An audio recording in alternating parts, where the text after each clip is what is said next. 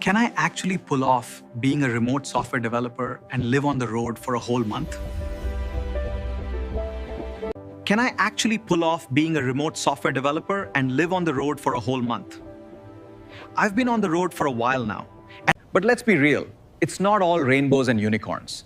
There are some serious challenges that come with being a remote software developer on the road. One of the biggest hurdles is finding reliable internet. You can't just work from anywhere. Coffee shops or co-working spaces can be expensive, and the internet can be slow. And then there's the ergonomic setup. Your back and neck will thank you if you invest in a good portable office chair and keyboard. But it's not just a physical setup. It's also about maintaining a work-life balance.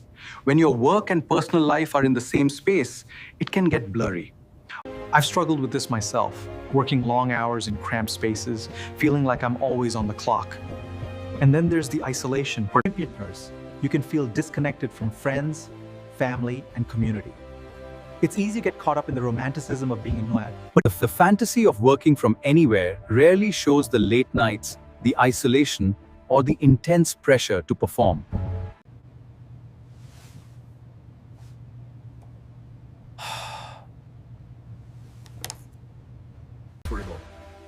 It's crucial to be realistic about the difficulties. Finding a comfortable and reliable workspace can be tough. Some days, it feels like I'm working from a different coffee shop every hour. I've tried co-living spaces and hostels with workspaces.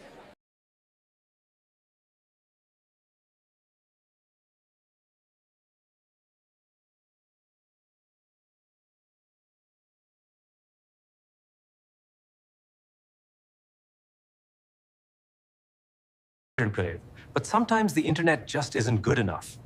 And then there's the fatigue here. Traveling can be exhausting, both physically and mentally. It's hard to stay motivated and focused when you're constantly on the move. So how do we overcome these challenges? For me, it's been about finding the right gear and developing a routine. I've invested in a portable Wi-Fi hotspot and a good noise-canceling headset. Scheduling is also key. I try to stick to regular working hours, even if it means working from a less than ideal location. I've also learned to prioritize my well-being goals, taking breaks to exercise, meditate, or simply take a walk outside. It's amazing how much of a difference it can make in your productivity and mental health. And I've discovered some amazing tools and apps that help me stay organized and focused on the go. Another game changer has been connecting with other remote workers and digital nomads. We share tips, advice, and sometimes even work together in the same space. It's great to have a community that understands the challenges and rewards of this lifestyle. One of my biggest aha moments was when I realized that it's okay to slow down and take breaks. I was trying to pack too much into my itinerary and I was burning out. I learned to say no to non-essential commitments and focus on my well-being. That was a huge lesson for me.